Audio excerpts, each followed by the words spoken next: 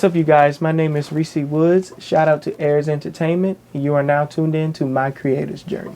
We are back with another creator's journey. It's your boy, Airs Harris. I'm sitting here with the Chicago native, my guy, Reesie Woods. How are you, bro? I'm good. How you doing? Amazing, bro. Welcome to Lab Studios. Yes, glad to be here. Thanks for having me. Of course, man. Of course. You came all the way down from Atlanta, right? Yes, that's now where I reside. Okay. Yeah. Okay. How you like it over there? I'm liking it. It's a lot warmer. Oh yeah, definitely. I'm definitely still settling into the place. It's a definitely a different vibe because you get all types of people from literally all over the world in one place. Right. Just like New York. So. Right. Yeah. 100%. Yeah. You moved over there? Like, What made you move over there from Chicago? I would say it was definitely my time, and I felt like it was the necessary step I needed to take myself to the next level musically. A lot more opportunity out there and a lot more connections I can make out there. And this is just specific to me and just my journey. So whatever anybody else is doing, do what you think that you need to do. Right. You know what I'm saying? I felt that. Yeah. But today it's all about Reesie Woods, you feel me? Yeah. And I always like to start off, so what's happening to your journey as an upcoming artist? So we're going to start off from where you started to where you're at now, what can we expect for 2022 and beyond. Yeah. But I always like to start off with just the concept behind your name, like the artist name, Reesie Woods. So where did Reesie Woods, the artist, come from, and what year was that? Reesie Woods is actually my actual name. Dope. It's the government. It's named after my dad and my grandfather. Oh, nice. Hold on, let me make sure I'm on. You good. Okay, so the name Reesie Woods actually came from, I believe, it's so many different stories, but the name actually came from my great-grandmother, who actually was born in Mississippi, lived in Mississippi. And I think they said it was from a neighbor who was down the dirt road. So I think that's what the name came from. And growing up, I asked my mom, I said, like, why did you name me that? She was like, I wanted to name you after your dad, but also, you know, I think that it would be good for you if you were to ever become famous or an artist. Oh, she already knew. Yeah. Wow, look at that. She kind of had a feeling. That's dope. Okay. Yeah. So you just felt comfortable sticking with your own name. I definitely did. As an artist. That's dope. Yes, definitely did, because I always want to remain true to who I am and authentic to myself. I don't want to have to live up to any other name besides my own. So I respect that, bro. Yeah. And at what year was it when you decided you wanted to be an artist full time? I would say it was 2018. 2018. 2018, I definitely wanted to become like a full-time artist, and I knew that I could sing. Now, at that point, I was just strictly piano. Okay. So you play instruments? Yes. Nice. I play piano. Did that come first before singing? It did. Okay. It did. I started piano lessons when I was 14. Nice. And then I went to college, got my degree. Piano didn't work out as much. So then I ended up switching to voice. And then next thing you know, I was just passing stuff with flying colors. And then that's when I knew that I'm like, you know what, this feels good to actively get what you are feeling across to people vocally and not only by instruments. I feel that. So once I began singing, it all just started from there. And that was 2018. And then later that year, 2019, I released my first EP called Midnight. Yeah. Out on all platforms. Feel me? Tune in 2019. Yeah. Let's talk about the concept behind that. I've definitely come a long way since then. Yeah. Like 2019, that was a long time ago, but I've seen definitely a lot of growth with myself artistically, vocally, and even just what I feel as though where my mental headspace is at. That EP is about a lot of different encounters I've had with women, and it's about just relationships. I feel like all of my music stems from relationships, but that one particularly is about relationships and just kind of getting over something that I should have gotten over a long time ago.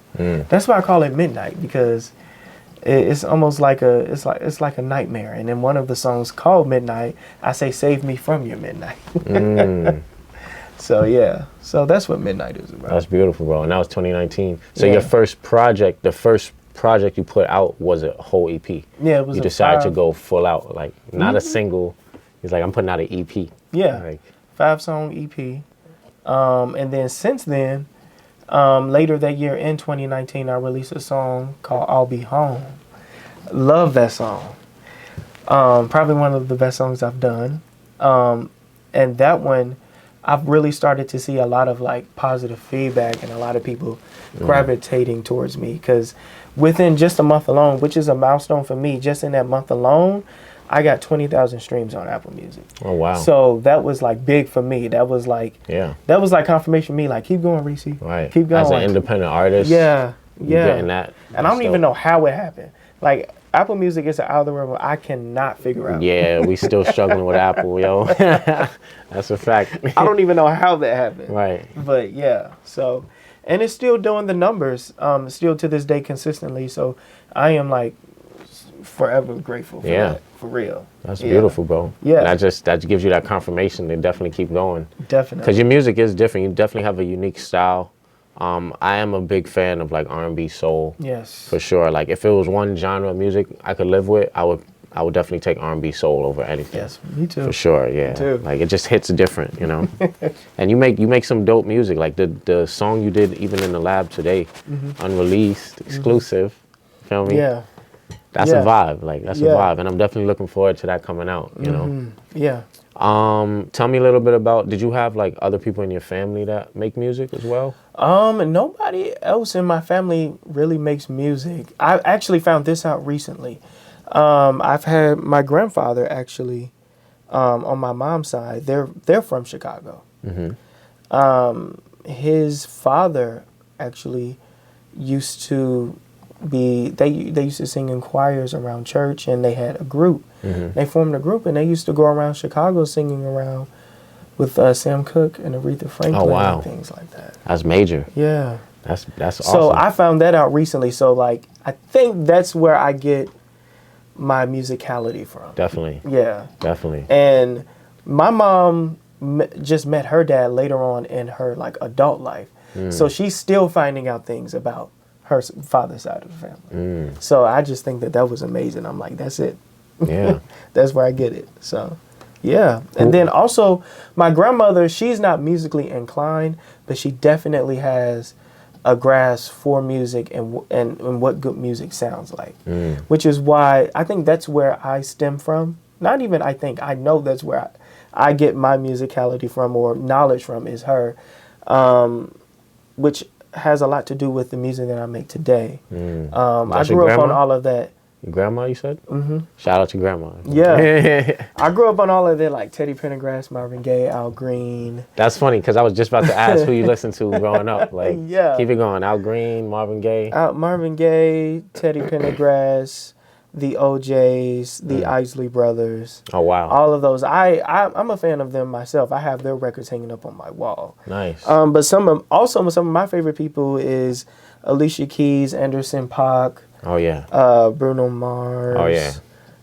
Smino. These are entertainers, like for real. Like, that's dope. Smino, that's rare. I rarely hear an artist say Smino. Shout out to Smino. Yeah. He slept on. I think he slept on. He needs a lot more recognition. For sure. For sure. Smino, you got it, bro. Shout out to you. Let's talk about the first music video you put out and the concept behind it. What year was that? That was actually 2021, New Year's Day. Nice, okay. Midnight 2 was actually the first video I came out with for a single. And this is your second EP? So these are all still singles. Oh, singles, okay, okay. These are all still singles. Nice. Midnight 2 is a single I came out with a good friend of mine who goes by Zen Master Tone. He is also a hip-hop artist and very talented himself in his own right.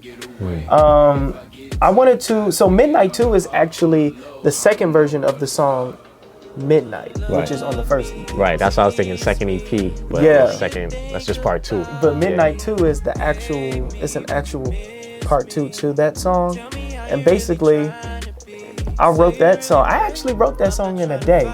Nice. It just came to me. What actually inspired that song was like Amari on Icebox for some reason. That's a throwback right there. Classic. For some reason, I was listening to Amari on Icebox, and then it just hit me, and I wrote the song, and then boom. So then I recorded it the next weekend, and then I remember just being honest with myself, and I was like, dang, like, you are not clearly over that situation. Right. That's why I called him the night too. Cause you still was holding on to something. Felt that. Yeah. And I didn't want to do the song the same. I didn't want to be redundant. So I was just like, let's just make an entirely different like instrumental for this. Did that, laid down the vocals, and it was finished. It was finished actually really fast. This was around Christmas time actually in Chicago, and I filmed the video in Chicago in downtown because the city is lit up so nice around Christmas time. So you didn't really need like a ton of lights or anything like that. And I remember wanting to like kind of like create a TikTok dance. So I'm having all of my little cousins help me come up with a TikTok dance, you know, like help your uncle out. No, right.